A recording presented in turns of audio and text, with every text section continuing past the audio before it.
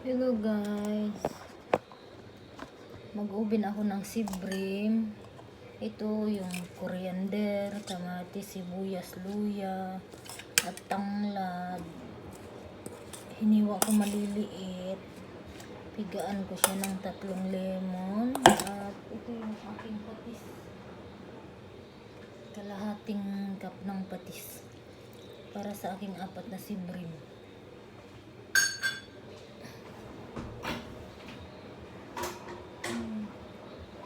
Tapos ipigaan ko ng lemon.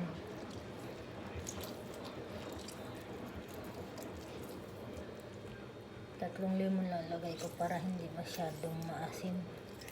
Kasi may sausawan pa naman dito ng lemon, patis at saka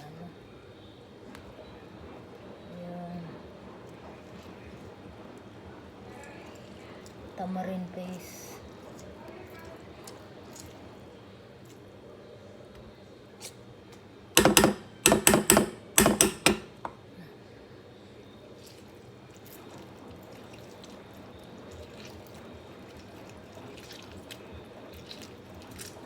Lalagyan ko lang ito ng paminta.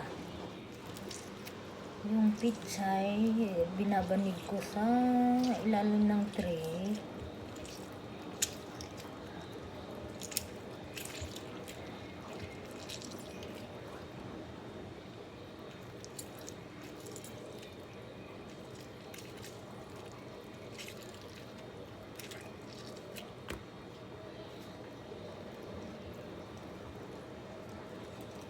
Itong lemon na to hindi pa masyado hinog eh.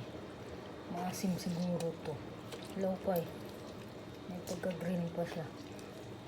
Pero maano siya, ma-juice. Mahirap kasi maghanap ng kalamansi dito sa lemon ang uso dito. Kasi dito nabubuhay ang lemon, pero ang limonsito wala.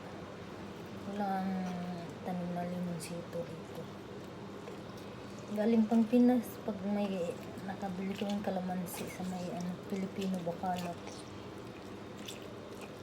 sa greenhouse Bacala.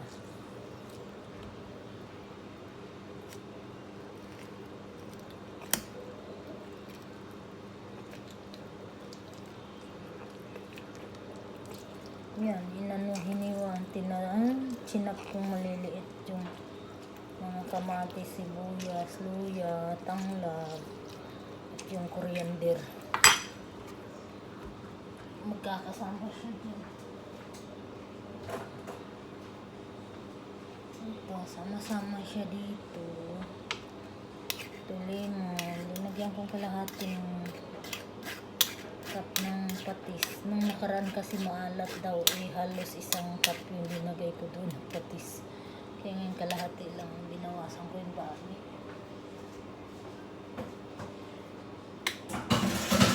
Nalagyan ko ito ng paminta.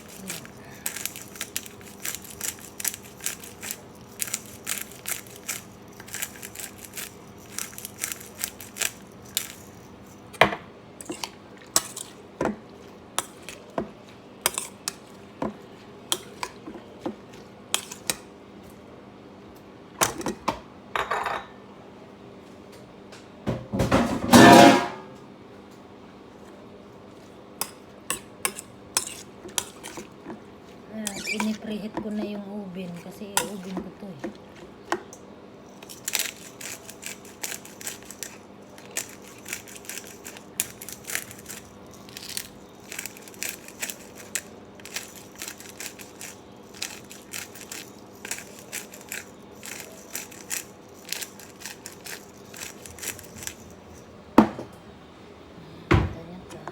Ito yung aking tray.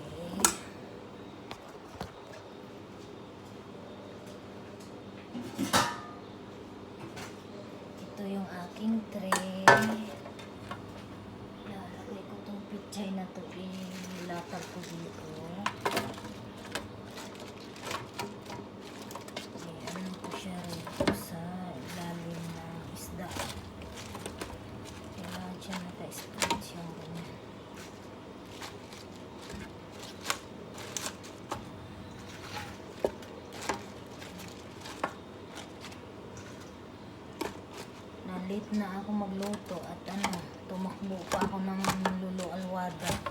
Walang mabili ng dito. Sibrim. Buti na nga lang may sibrim sa Alwada eh. Lolo Alwada. 1, 2. Ito isda ako. 3, 4. Tapos ito. Kita nyo to. Alam nyo kung gagawin ko dito.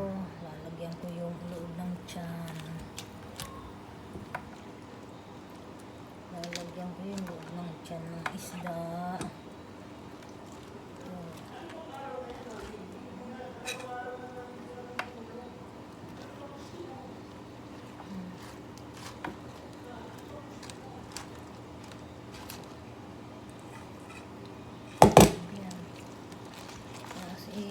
Kahit ko itong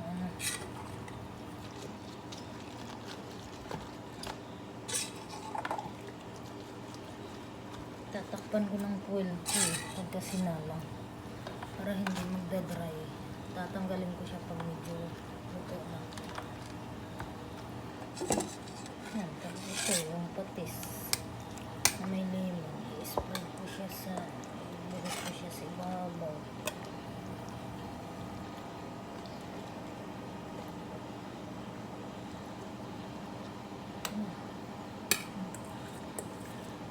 Tapos isa lang ko siya mga 30 to 45 minutes.